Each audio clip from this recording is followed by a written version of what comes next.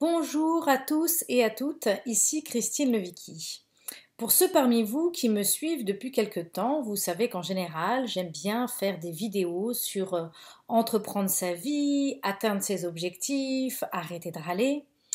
Aujourd'hui, j'ai envie de vous parler d'un sujet profond qui en fait nous permet de nous élever plus haut. Aujourd'hui, j'ai envie de vous parler de la mort. Certains d'entre vous qui me connaissent ou qui me suivent sur la page Facebook ont appris que je viens de perdre ma maman. J'ai vécu des deuils dans ma vie, des deuils importants, et pourtant je dois bien dire que celui-là est vraiment celui qui me touche le plus profondément. Et alors que je suis en train de vivre ce deuil, je suis dans la tristesse, mais je suis aussi fascinée. Fascinée par quelles sont les grâces et quelles sont les leçons qui se cachent dans l'expérience de la mort, et notamment dans l'expérience de la mort de quelqu'un d'aussi proche que sa maman. Ce que je ressens dans ce deuil, dans cette mort, c'est que je ressens énormément d'amour. Et ça, je m'y attendais pas. Je pensais que la tristesse, ce serait les sanglots, ce serait le désarroi, ce serait l'abandon, l'arrachement. Je ne dis pas qu'il n'y a pas de ça dans le deuil, mais ce qui me surprend, c'est de voir à quel point il y a de l'amour. Et cet amour, je le ressens physiquement, je sens régulièrement mon cœur rempli d'amour. Rempli de l'amour, de la gratitude de tout ce que ma mère a pu me donner.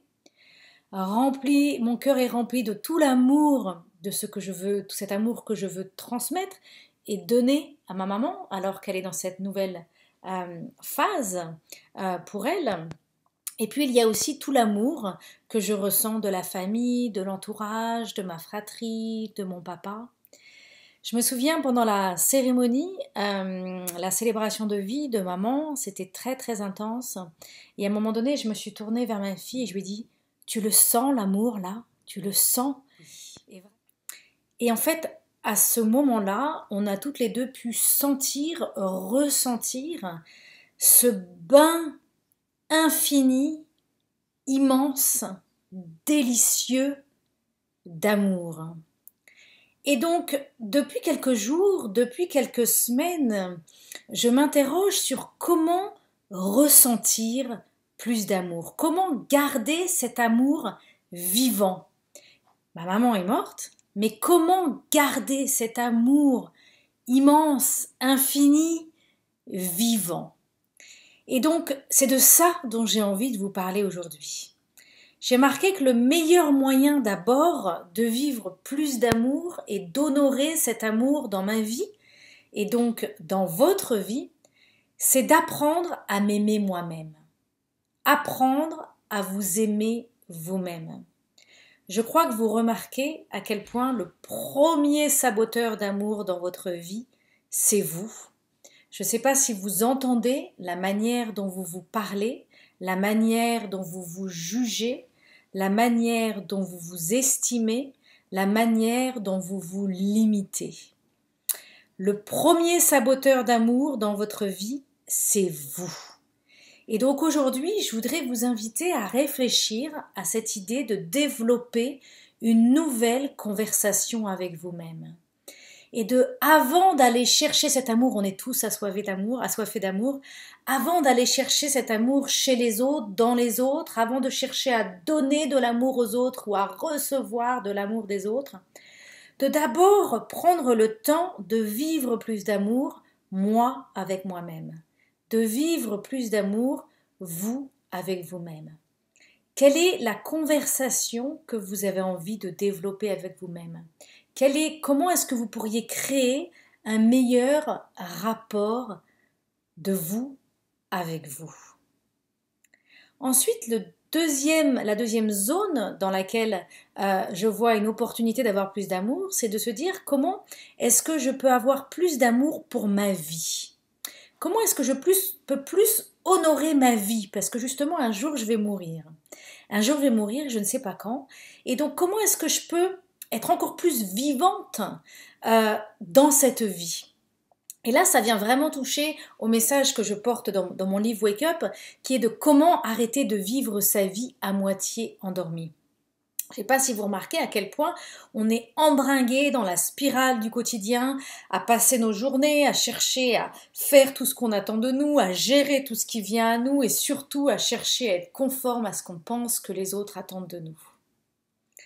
Là aujourd'hui, c'est une invitation à se dire comment sortir de cette dynamique.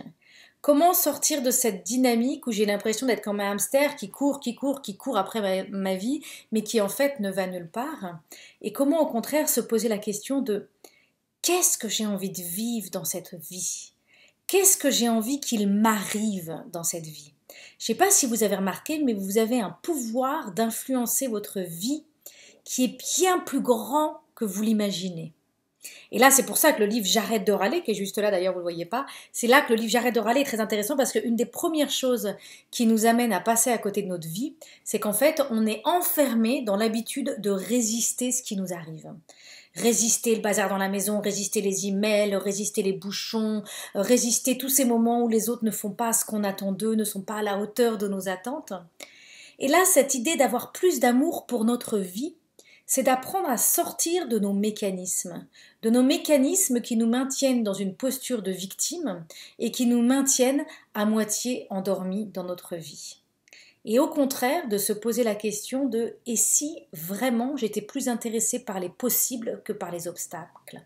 Et si j'étais plus intéressée par activer mon pouvoir d'influence sur ma vie pour oser prendre ma place, pour oser être la personne que je veux être et vivre dans la réalité dans laquelle j'ai envie de vivre, créer la réalité dans laquelle j'ai envie de vivre. Donc ça, c'est la dimension avoir plus d'amour pour sa vie. Et puis après, il y a la troisième dimension, c'est avoir plus d'amour pour les autres.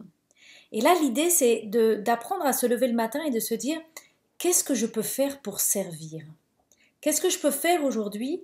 Moi, je me lève le matin et je me réjouis, je me demande ce que cette journée va me donner comme opportunité pour servir.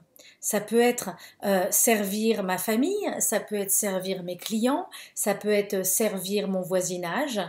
Cette notion de service, on peut la mettre à différents niveaux.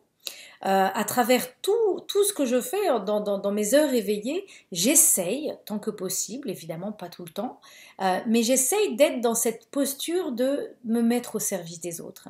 Et j'ai la chance énorme d'avoir créé un travail qui me permet, à travers l'écriture de mes livres, à travers cette vidéo que je vous fais aujourd'hui, de me mettre dans cette posture de je vais être serviteur, je veux être un leader au service. D'accord? Donc ça, c'est vraiment la notion de comment apporter plus d'amour pour les autres. Et ce qui est formidable, c'est que quand on est dans cette posture d'être un leader de service, un serviteur, un leader qui va être en même temps serviteur, on reçoit aussi énormément en retour. Donc voilà, en l'honneur de ma maman et en l'honneur aussi de ce que j'apprends de fascinant dans cette période de deuil, j'avais envie de vous parler d'amour et de vous donner quelques clés sur comment mettre plus d'amour dans votre vie. Parce que l'amour, on est bien tous d'accord, c'est trop bon. Au revoir.